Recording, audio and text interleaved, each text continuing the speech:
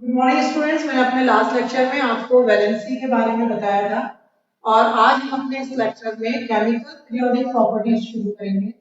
Chemical periodic properties, periodic properties, chemical periodic properties के बारे में हम शुरू करेंगे।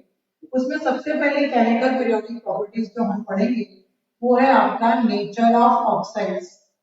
नेचर ऑफ ऑक्साइड्स, फर्स्ट जो पीरियोडिक प्रॉपर्टीज है वो है नेचर ऑफ ऑक्साइड्स। हमने 10th क्लास में पढ़ा है मेटल्स ऑक्साइड्स जो होते हैं वो बेसिक नेचर के होते हैं, जो नॉन मेटल के ऑक्साइड्स होते हैं वो एसिडिक नेचर के होते हैं। उसका क्या कारण था कि मेटल्स में जिसमें इलेक्ट्रॉन देने की टेंडेंसी होती है वो मेटल्स कहलाते हैं, जिनमें इलेक्ट्रॉन लेने की टेंडेंसी होती है वो नॉन मेटल कहलाते हैं।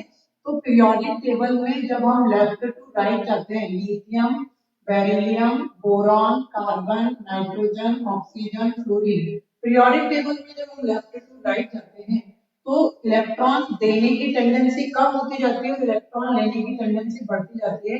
यानी पीरियोडिक टेबल में लेफ्ट टू राइट जाने पर लेफ्ट में मेटलिक कैरेक्टर ज्यादा होता है, यानी इलेक्ट्रॉन देने की टेंडेंसी ज्यादा होती है। लेकिन जैसे जैसे हम राइट की तरफ मूव करते हैं तो नॉन मेटेलिक कैरेक्टर मतलब इलेक्ट्रॉन लेने की टेंडेंसी बढ़ जाती है। नॉन मेटेलिक कैरेक्टर मतलब इलेक्ट्रॉन लेने की टेंडेंसी क्या हो जाती है, बढ़ जाती है। तो यहाँ पर ये जो लिथियम और बेरिलियम है ये मेटल की कैटेगरी में आते हैं, जबकि boron, carbon, nitrogen, oxygen, fluorine ये नॉन मेटल की कैटेगरी में आते हैं। तो इनमें इलेक्ट्रॉन देने की टेंडेंसी होती है, इनमें इलेक्ट्रॉन लेने की टेंडेंसी होती है। तो मेटल के जो ऑक्साइड्स होते हैं वो बेसिक नेचर के होते हैं और नॉन मेटल के जो ऑक्साइड्स होते हैं वो एसिडिक नेचर के होते हैं। तो पीरियोडिक टेबल में लेफ्ट टू राइट जाएंगे तो बेसिक कैरेक्टर डिक्रीज होगा, ऑक्साइड्स का बेसिक कैरेक्टर क्या होगा, डिक्रीज होगा, और एसिडिक कैरेक्टर जो होगा वो क्या होगा, इंक्रीज होगा। एसिडिक कैरेक्टर क्या होगा, इंक्रीज होगा। तो पीरियड में मूव करने पर ऑक्साइड्स का बेसिक कैरेक्टर डिक्रीज होता चला जाता है और एसिडिक कैरेक्टर इंक्रीज होता जाता है। लेकिन जब हम पीरियोडिक टेबल में टॉप टू बॉटम चलते हैं, लिथियम,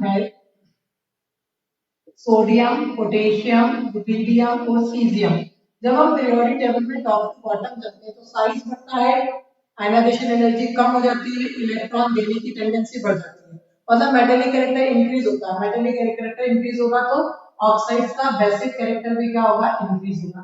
तो आप किसी भी ग्रुप में, चाहे वो फर्स्ट ग्रुप हो चाहे वो 17 ग्रुप हो, जब आप टॉप टू बॉटम चलते हो, ऊपर से नीचे की ओर चलोगे तो मेटेलिक कैरेक्टर इंक्रीज होगा। तो मेटेलिक कैरेक्टर इंक्रीज होने के कारण ऑक्साइड्स का बेसिक कैरेक्टर भी क्या होगा, इंक्रीज होगा।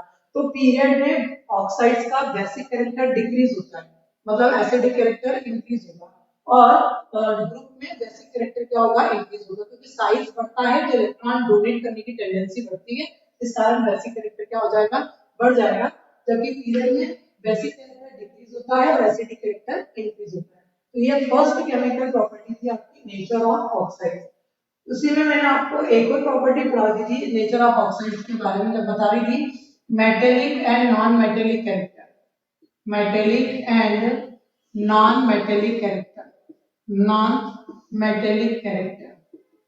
तो ये मैंने भी आपको यहाँ पर पढ़ा ही दिया है कि जब हम पीरियोडिक टेबल में lithium, beryllium, boron, carbon, nitrogen, oxygen, fluorine और नियॉन, जब हम पीरियोडिक टेबल में लेफ्ट टू राइट चलते हैं तो इलेक्ट्रॉन देने की टेंडेंसी डिक्रीज होती है और लेने की टेंडेंसी बढ़ती है।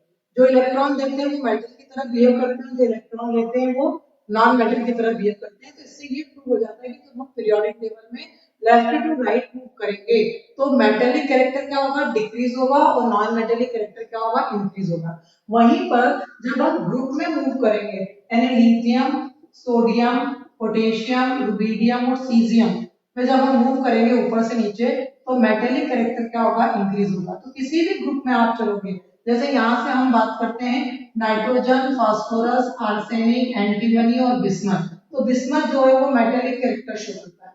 क्यों? क्योंकि ग्रुप में जाने पर, ग्रुप में ऊपर से नीचे की ओर जाने पर साइज बढ़ता है, इलेक्ट्रॉन देने की टेंडेंसी बढ़ती है, यानी इलेक्ट्रोपॉजिटिव कैरेक्टर बढ़ता है। इलेक्ट्रोपॉजिटिव कैरेक्टर बढ़ेगा मतलब इलेक्ट्रॉन देने की टेंडेंसी बढ़ रही है, तो मेटेलिक कैरेक्टर क्या होगा, इंक्रीज होगा। तो मेटेलिक और नॉन मेटेलिक कैरेक्टर पीरियड में मूव करेंगे, यानी पीरियोडिक टेबल में लेफ्ट टू राइट मूव करेंगे तो मेटेलिक कैरेक्टर डिक्रीज होगा और नॉन मेटेलिक कैरेक्टर इंक्रीज होगा। जबकि ग्रुप में ऊपर से नीचे की ओर चलने पर, टॉप टू बॉटम मूव करने पर मेटेलिक कैरेक्टर क्या होगा, इंक्रीज होगा। तो ये आपकी सेकंड केमिकल पीरियोडिक प्रॉपर्टी थी, मेटेलिक और नॉन मेटेलिक कैरेक्टर। इसी के बाद हम थर्ड पीरियोडिक प्रॉपर्टी पढ़ेंगे, ऑक्सीडाइजिंग प्रॉपर्टी और रिड्यूसिंग प्रॉपर्टी। थर्ड जो पीरियोडिक प्रॉपर्टी है वो है oxidizing property, oxidizing properties and reducing properties. Reducing properties, reducing properties मैं यहाँ पर आपको बताती हूँ कि लियो सेल्ज़गर, ये मैं आपको पहले भी पढ़ा चुकी हूँ। लियो सेल्ज़गर, लियो सेल्ज़गर मतलब Le का मतलब होता है लॉस ऑफ इलेक्ट्रॉन और O का मतलब होता है ऑक्सीडेशन,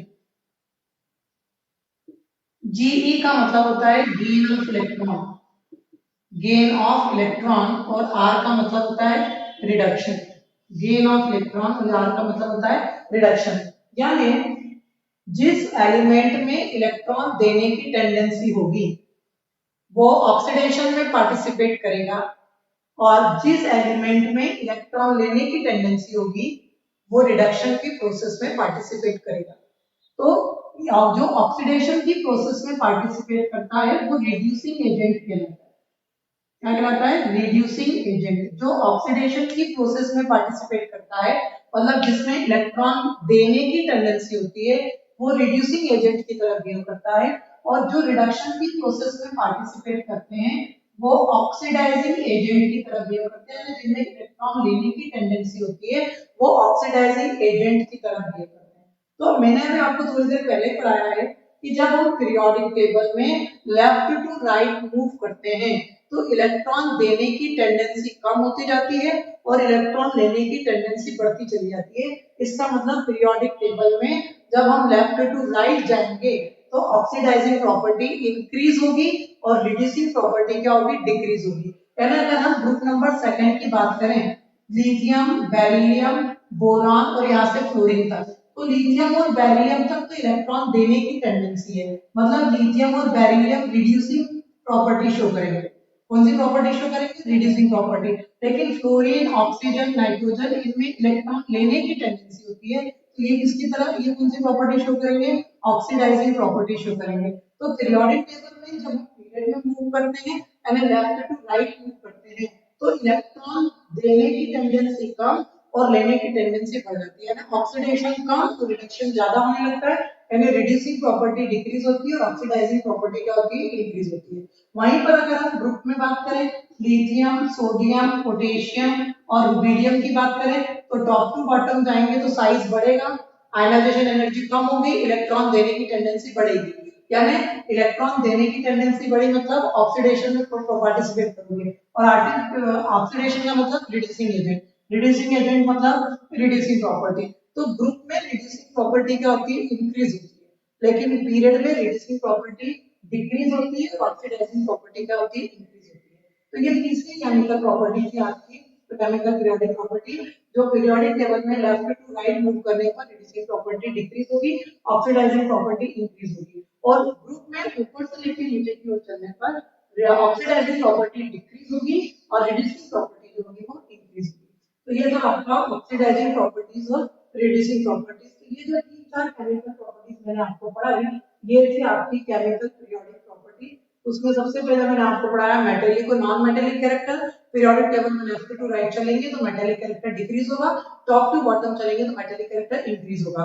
फिर मैंने आपको बताया था नेचर ऑफ ऑक्साइड, मेटल के जो ऑक्साइड्स होते हैं वो बेसिक नेचर के होते हैं और जो नॉन मेटल के ऑक्साइड्स होते हैं वो एसिडिक नेचर के होते हैं। तो पीरियोडिक टेबल में लेफ्ट टू राइट मूव करने पर नॉन मेटेलिक कैरेक्टर इंक्रीज होता है, मतलब ऑक्साइड्स जो होंगे वो एसिडिक नेचर के होंगे, और जबकि टॉप टू बॉटम चलने पर मेटेलिक कैरेक्टर इंक्रीज होता है, इसलिए ऑक्साइड्स जो होंगे वो टॉप टू बॉटम चलने पर ऑक्साइड्स का कैरेक्टर कैसा हो जाएगा, बेसिक कैरेक्टर हो जाएगा। फिर मैंने आपको पढ़ाया था ऑक्सीडाइजिंग प्रॉपर्टी और रिड्यूसिंग प्रॉपर्टी। पीरियोडिक टेबल में लेफ्ट टू राइट मूव करने पर जो होता है इलेक्ट्रॉन लेने की टेंडेंसी बढ़ती है, मतलब रिडक्शन की, ऑक्सीडेशन की प्रोसेस में रिडक्शन की प्रोसेस में पार्टिसिपेट करते हैं, इसलिए ऑक्सीडाइजिंग प्रॉपर्टी इंक्रीज होगी। और टॉप टू बॉटम मूव करेंगे तो रिड्यूसिंग प्रॉपर्टी क्या होगी, इंक्रीज होगी, क्योंकि इलेक्ट्रॉन देने की टेंडेंसी जो होती है वो बढ़ती है। तो ये थी आपकी केमिकल पीरियोडिक प्रॉपर्टीज। अब जो लास्ट टॉपिक है हमारे चैप्टर का वो है डायगोनल रिलेशनशिप। लास्ट प्रॉपर्टी है आपकी diagonal relationship. Diagonal relationship, what do you mean by diagonal relationship? क्या होता है? मैं आपके सामने दो ग्रुप लिख रही हूँ, hydrogen, lithium, sodium, potassium, rubidium और सीजियम। जो सेकंड ग्रुप है वो है बेरिलियम, मैग्नीशियम, कैल्शियम, स्ट्रॉन्शियम और बेरियम। फिर उसके बाद यहाँ अगला ग्रुप आता है अपना बोरॉन, एल्यूमिनियम, गैलियम, इंडियम और थेलियम। फिर उसके बाद आता है कार्बन, सिलिकॉन, जर्मेनियम, टीन और लेड। तो जब पीरियोडिक टेबल में those elements which lie diagonally, है ना, ग्रुप में जो एलिमेंट डायगोनली लाई करते हैं, जैसे यहाँ लिथियम मैग्नीशियम से डायगोनली सिचुएटेड है, बेरिलियम एल्यूमिनियम से डायगोनली सिचुएटेड है, बोरॉन सिलिकॉन से डायगोनली सिचुएटेड है। तो ये जो element which are diagonally situated in group या diagonally situated with each other in the group, तो उनकी फिजिकल और केमिकल प्रॉपर्टीज क्या होती है? Same. those elements which are diagonally situated to each other in groups, so their physical and chemical properties are similar. Such relationship is called diagonal relationship.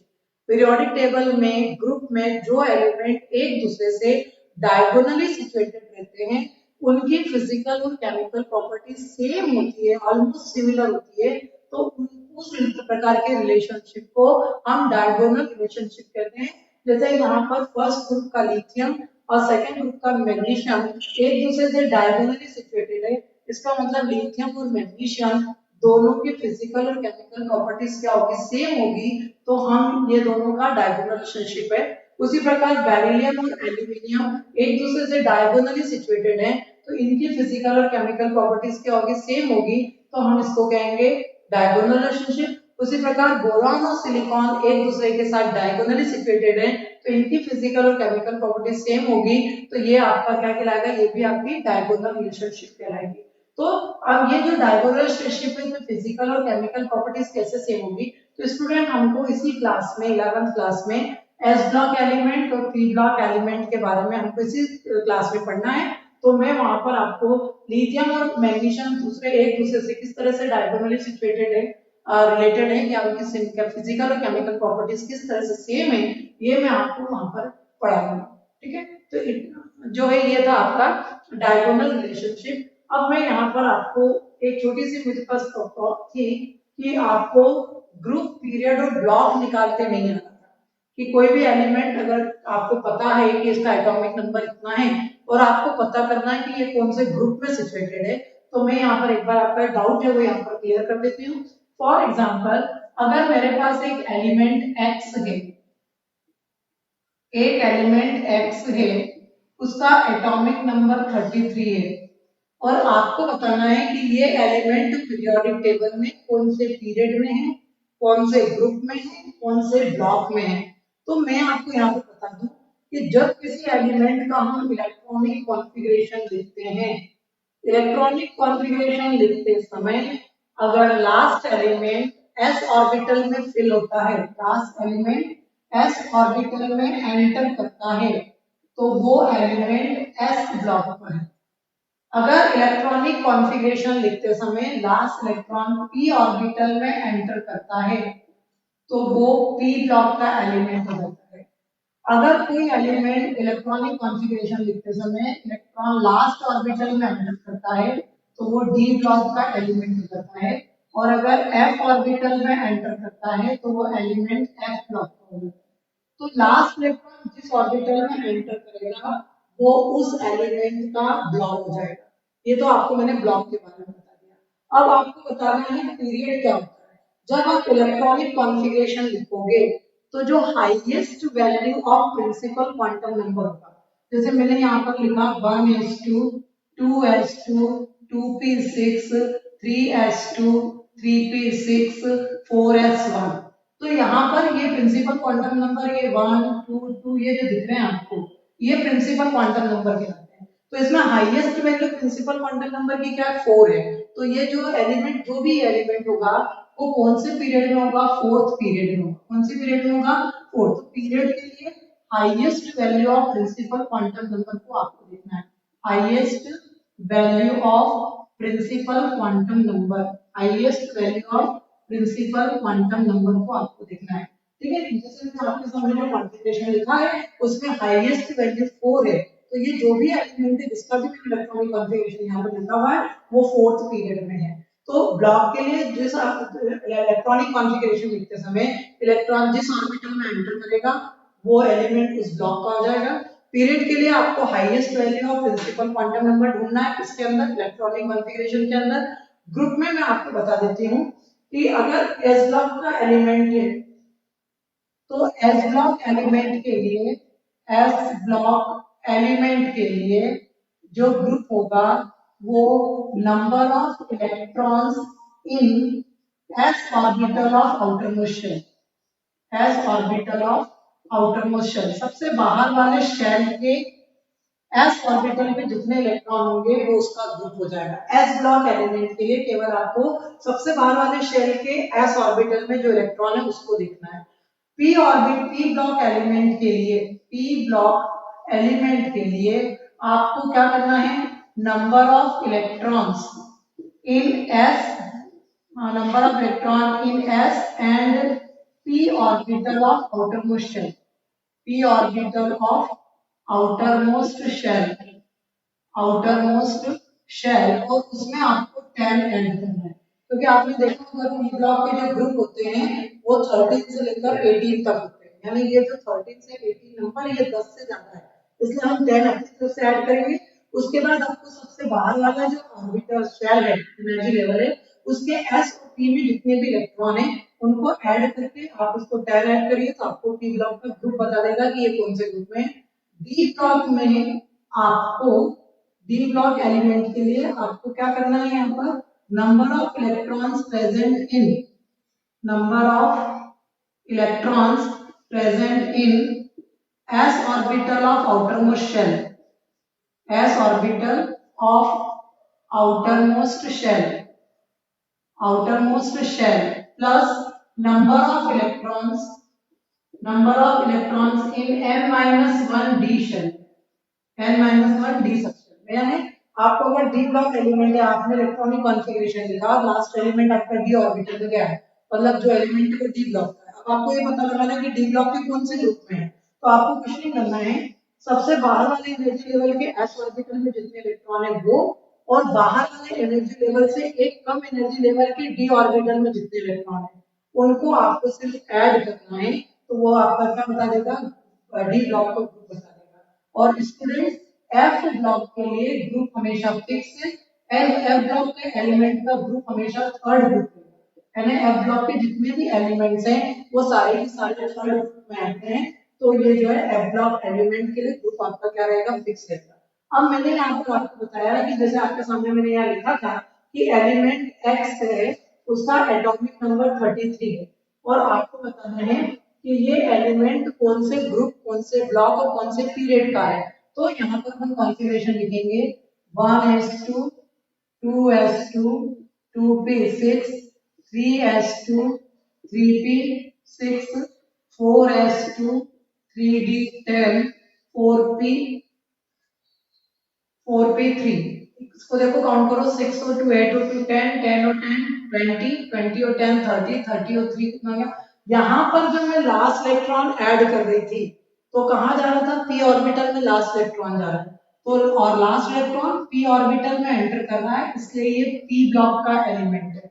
अब अपने को आना है पीरियड पर, यहाँ पर आना है पीरियड पर, तो पीरियड में हमको क्या ढूंढना है, ये जो प्रिंसिपल क्वांटम नंबर्स हैं इनकी हाईएस्ट वैल्यू, तो इसमें highest value principal quantum number की क्या 4 है, तो पीरियड जो हो जाएगा वो 4th पीरियड, कौन सा पीरियड हो जाएगा, 4th पीरियड हो जाएगा।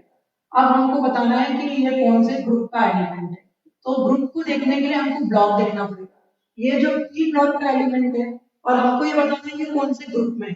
तो मैंने आपको पहले बताया कि p ब्लॉक का निकालने के लिए आपको 10 अपने घर से ऐड करना है, उसके बाद सबसे बाहर वाला एनर्जी लेवल कौन सा है, 4th एनर्जी लेवल, तो सबसे बाहर वाले एनर्जी के लेवल के s और p ऑर्बिटल के इलेक्ट्रॉन को जोड़ो।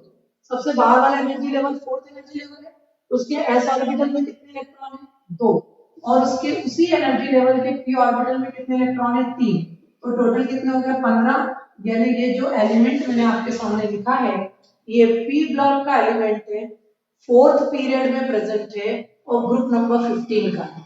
कहाँ का है? P last electron p orbital में एंटर कर रहा था, इसलिए पी ब्लॉक का एलिमेंट है। Highest value of principal quantum number 4 है, तो फोर्थ पीरियड का है। और पी ब्लॉक का एलिमेंट है, इसलिए 10 प्लस बाहर वाले शेल के एस और पी में जितने इलेक्ट्रॉन प्रेजेंट है, तो एस में कितने प्रेजेंट है 2, पी में कितने प्रेजेंट है 3, तो 10 प्लस 2 प्लस 3 कितना होगा 15। तो इस तरह से अगर हमें एटॉमिक नंबर दिया गया है तो हम इलेक्ट्रॉनिक कॉन्फ़िगरेशन लिखते हुए ब्लॉक, पीरियड और ग्रुप को प्रिडिक्ट आउट कर सकते हैं। तो ये स्टूडेंट एक डाउट था मेरे पास जो आप लोगों ने पूछा था वो मैंने यहाँ पर आपको क्लियर करा है। यहाँ आज हमारा ये जो चैप्टर नंबर 3 है classification of elements and periodic properties ये कंप्लीट होता है। मैं अपना जो नेक्स्ट लेक्चर आपके सामने लूंगी वो लूंगी रेडॉक्स रिएक्शन। अभी it is sufficient for today. Thank you.